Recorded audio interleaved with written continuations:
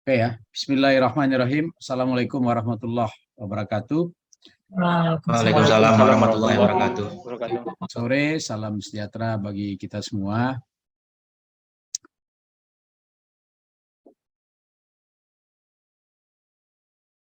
Pertama, bersyukur kita kepada Allah, sore ini kita bisa dipertemukan walaupun melalui Zoom dalam rangkaian kegiatan pelatihan keterampilan dasar instruksional ya atau pekerti.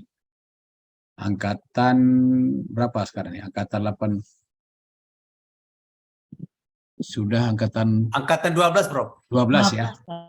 Angkatan 12 khusus untuk tahun 2022 ini. Iya, iya. Teman-teman dari pusat pelatihan ya, Diklat UNP, LP3M, khusus kepada Bapak Ibu, Saudara yang mengikuti kegiatan pekerti melalui daring ya di Universitas di Padang ini. Saya hanya akan berbicara tidak lama ya. Ini terkait dengan strategi peningkatan kualitas perguruan tinggi kita pada era revolusi industri 4.0. Ya, dalam pembicaraan ini mungkin nanti saya akan membagi 4. Pertama, strategi layanan perguruan tinggi, era revolusi industri, tentang lulusan, dan reorientasi kurikulum pendidikan tinggi dalam proses pembelajaran, terutama Merdeka Belajar, Kampus Merdeka. Ya. Jadi Bapak Ibu, kalau kita lihat hari ini, perubahan teknologi, iklim, demografi, dan budaya terjadi semakin cepat dan semakin masif di kehidupan kita. Kita menyadari bahwa Indonesia di tahun 2030 ini akan masuk pada sebuah keberuntungan ataupun sebuah tantangan. Karena jumlah populasi penduduk kita pada tahun 2030 ini diprediksi ada pada posisi puncak usia produktif. Artinya 70%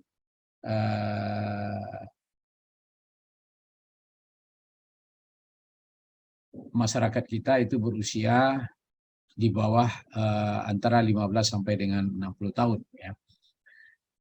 Ini adalah sebuah bonus demografi.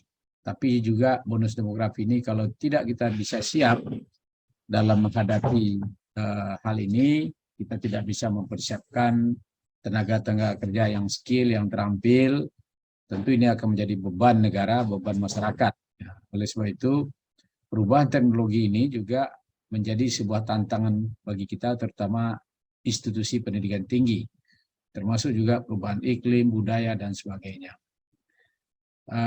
Tantangan yang dihadapi mahasiswa saat ini tentu sangat berbeda dari semua generasi sebelumnya. Kita melihat kita baru saja keluar dari wabah COVID-19, lebih 2 tahun kita terkurung, terkongkong, ya, dan tidak bisa banyak berbuat hal yang sebelumnya bisa kita lakukan. Tetapi dari satu sisi wabah COVID ini juga dalam pemanfaatan teknologi ini juga ada sebuah keberuntungan. Artinya pembelajaran yang selama ini kita lakukan secara luring, selama pandemi kita lakukan secara daring. Mungkin di awal-awal wabah COVID pandemi ini sangat sulit mengajak dosen maupun mahasiswa untuk belajar secara daring misalnya. Tapi setelah pandemi berakhir, hari ini malah dosen juga sulit diajak untuk mengajar luring. Mereka sudah terbiasa mengajar daring. Nah, oleh sebab itu, sekarang ke depan ini dengan di era kemajuan teknologi ini, kita akan terus mengupayakan, mengembangkan bagaimana kualitas pembelajaran itu bisa dilakukan dengan memanfaatkan teknologi, baik daring maupun luring, ya, atau hybrid. Ya. Nah, karena generasi-generasi yang akan dihadapi, Bapak Ibu nanti di kampus, juga ini berbeda dengan generasi-generasi sebelumnya. Jadi saya melihat ya Bapak Ibu bahwa tantangan yang kita hadapi di era kemajuan teknologi hari ini memang berbeda dengan kondisi-kondisi sebelumnya. Jadi mudah-mudahan Bapak Ibu yang sudah mengikuti program AA ini sudah memiliki keterampilan atau skill, terutama dalam pembelajaran online learning. Karena di materi AA, materi pekerti yang diberikan oleh WNP, kurikulumnya juga menuntut salah satu skill keterampilan Bapak Ibu bisa mengembangkan pembelajaran, konten pembelajaran dalam bentuk digital yang bisa disampaikan melalui online learning dengan memanfaatkan platform yang disediakan mungkin di berbagai perguruan tinggi atau institusi. Kalau kita lihat bahwa kebutuhan sumber daya manusia unggul di masa depan, ini memang tidak bisa dipenuhi hanya berdasarkan pengalaman di masa lalu. Karena Bapak Ibu, hari ini kita dituntut untuk berpikir jauh ke depan, berpikir future atau future practice ya, atau next practice. Jangan kita melihat kesuksesan masa lalu. Karena di kondisi kemajuan teknologi hari ini, kalau Bapak Ibu hanya mengunggulkan best practice masa lalu, best practices masa lalu, tentu kita akan selalu menjadi follower, ya, menjadi follow, menjadi pengikut. Oleh sebab itu, di era sekarang kita menuntut kita semua harus bisa menjadi pemenang. Ya. Jadi kebutuhan SDM unggul di masa depan itu tidak bisa dipenuhi hanya berdasarkan pengalaman di masa lalu, karena memang sudah berbeda ya kondisi hari ini dengan kondisi sebelumnya. Jadi untuk dapat bersaing di tingkat dunia, maka SDM Indonesia itu harus memiliki kompetensi dari berbagai bidang ilmu. Jadi untuk menyelesaikan sebuah persoalan yang kita hadapi hari ini, Bapak dan Ibu, itu tidak bisa hanya dimiliki oleh skill tertentu atau kompetensi tertentu. Diperlukan multi kompetens ya. Nah, oleh sebab itu pemerintah ya, perguruan tinggi perlu berlari lebih cepat ya untuk memenuhi kebutuhan SDM masa depan. Jadi tidak ada masa untuk kita melihat kondisi-kondisi masa lalu, tapi kita harus melihat bagaimana tantangan-tantangan kondisi masa depan yang akan kita hadapi. Oleh sebab itu, kebijakan Kampus Merdeka, Merdeka Belajar, Kampus Merdeka yang dicanangkan oleh Kementerian hari ini memberikan kesempatan bagi mahasiswa untuk mencari pengalaman di dunia nyata, ya, karena 3 semester mahasiswa diberi kesempatan untuk belajar di luar program studinya, di luar kampusnya. Ya. Nah, bisa dia belajar di industri, bisa dia belajar di kampus, bisa dia mengembangkan kompetensi bidang yang lain atau kemampuan yang lain. Ya. Oleh sebab itu, khusus untuk program S1, ya, kita yang wajib mengikuti perkuliahan di prodi kita hanya 5 semester. 3 semester kita bisa belajar di luar prodi kita, apakah di dalam institusi yang sama atau di luar institusi, atau mengambil pengalaman belajar dari proses-proses yang ada di luar kampus. Jadi kalau kita lihat Bapak Ibu, bagaimana menyiapkan SDM untuk era industri 4.0 dan society 5.0 hari ini. Ya. Dan tidak bisa kita pungkiri bahwa untuk profesi masa depan, bidang-bidang pekerjaan yang akan kita hadapi di masa depan, di tengah-tengah kondisi bahwa hari ini kita sudah merasakan banyak jenis-jenis pekerjaan lama itu tidak ada lagi hari ini. Dan muncul jenis-jenis pekerjaan baru. Bapak Ibu lihat saja misalnya yang sederhana saja misalnya. Ya, dalam proses pembelajaran, kemudian fasilitas layanan jasa angkutan, ya. Mungkin dulu banyak perusahaan, kalau kita lihat sekarang banyak muncul perusahaan-perusahaan transportasi, tapi mereka tidak punya transportasi, tapi yang mereka miliki adalah teknologi, ya. Tapi mereka bisa mengendalikan transportasi itu sendiri. Nah, jadi pergeseran-pergeseran skill, ya, atau keterampilan yang dibutuhkan oleh lapangan pekerjaan hari ini juga menuntut kita untuk terus mengembangkan diri. Jadi berbagai pakar sumber daya manusia hari ini merumuskan berbagai jenis kompetensi yang dibutuhkan. Misalnya kemampuan komunikasi, kemampuan kolaborasi, kemampuan berpikir kritis, ya, kemudian kemampuan untuk selalu berkreativitas, ya,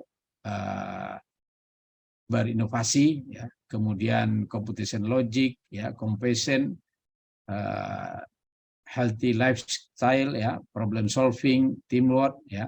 Nah, dari sekian banyak ini Bapak Ibu, ya, sebenarnya ke depan banyak pakar-pakar sumber daya manusia, terutama CEO-CEO terkemuka di dunia ini, apa kompetensi yang paling dibutuhkan di masa depan. Ya, dari sekian 17 kompetensi yang dibutuhkan oleh seorang oleh dunia usaha, dunia kerja jika merekrut sumber daya manusia. Nah, banyak mereka mengatakan bahwa yang paling utama bagi mereka adalah kemampuan memecahkan masalah atau problem solving, complex problem solving, ya. Jadi problem solving ini problem solving skill, ya. Kemampuan untuk memecahkan masalah itu salah satu kompetensi yang dibutuhkan di ke depan ini. Tentu hal ini juga harus kita sebagai institusi pendidikan tinggi yang menyiapkan sumber daya unggul untuk mengisi, ya, atau berkontribusi bagi pembangunan bangsa ini, tentu harus menyiapkan mereka itu terampil atau skill, ya, dalam memecahkan masalah. Maka prioritas utama di perguruan tinggi, ya, dalam 5 tahun ke depan memang adalah bagaimana menciptakan SDM unggul untuk pemimpin masa depan. Ya. Jadi proses utamanya adalah pembinaan, pembelajaran, pencetakan karakter di mahasiswa di perguruan tinggi. Ini yang disampaikan oleh Pak Nadiem. Nah, kebijakan Merdeka Belajar Kampus Merdeka sebenarnya adalah bertujuan untuk meningkatkan keterkaitan atau kesesuaian, link and match, ya, antara lulusan pendidikan tinggi dengan dunia usaha, dunia industri, serta masa depan yang semakin cepat mengalami perubahan. Jadi dulu di zaman Pak Habibie, ya, mungkin kita mengenal istilah links and match, ya, keterkaitan atau kesesuaian antara lulusan yang kita hasilkan atau kompetensi lulusan yang kita hasilkan dengan kebutuhan dunia kerja atau dunia usaha. Oleh sebab itu Bapak dan Ibu, Indonesia Emas 2045 ini telah menjadi impian besar untuk membentuk Indonesia mampu bersaing dengan bangsa lain, serta dapat menyelesaikan masalah-masalah yang mendasar di tanah Ibu Pertiwi ini, ya, seperti isu ekonomi, kesenjangan, korupsi, dan kemiskinan, serta ancaman disintegrasi bangsa. Jadi pendidikan tinggi mempunyai fungsi untuk mengembangkan kemampuan dan membentuk watak serta peradaban bangsa yang bermartabat dalam rangka mencerdaskan kehidupan bangsa. Ini dituangkan dalam Undang-Undang Perguruan Tinggi, Undang-Undang Pendidikan Tinggi nomor 12 tahun 2012. Apa itu sebenarnya tujuan pendidikan tinggi kita, Pak Ibu? Ya. Jadi di dalam Undang-Undang nomor 12 tahun 2012 tentang pendidikan tinggi, di sana memang dijelaskan bahwa tujuan pendidikan tinggi itu adalah membentuk manusia yang beriman dan bertakwa, kemudian berakhlak mulia, kreatif, kompeten, ya, cinta Indonesia dan Pancasila. Itu kira-kira salah satu, ya, tujuan daripada pendidikan tinggi itu. Jadi kalau kita lihat sistem dan proses pembelajaran pada pendidikan tinggi itu, apa sebenarnya yang diharapkan dari lulusan perguruan tinggi itu? Ya itu tadi, manusia yang beriman dan bertakwa kepada Tuhan Yang Maha Esa, berakhlak mulia, sehat, berilmu, cakap, kreatif, ya, mandiri, dan menjadi warga negara yang demokratis serta bertanggung jawab. Ya. Ini sesuai dengan pasal 3 Undang-Undang nomor 20 tahun 2003, ya, dan Undang-Undang nomor 12 tahun 2012. Di dalam standar nasional pendidikan tinggi, Pak Ibu, ya. Jadi Bapak Ibu ini kan pada umumnya semua dosen yang mengikuti pekerti ini, ya. Sebagai dosen di perguruan tinggi, apalagi Bapak Ibu misalnya terlibat dalam mengelola pendidikan tinggi, memang harus mengetahui bagaimana standar nasional pendidikan tinggi kita di Indonesia ini. Nah, jadi kalau yang baru itu diatur di SNDikti nomor 3 tahun 2020, ya, dan nomor 50 tahun 2018. Nah, di sana salah satu dijelaskan bahwa setiap lulusan perguruan tinggi itu diharapkan memiliki sertifikat kompetensi, sertifikat profesi, serta sertifikat kemampuan bahasa asing.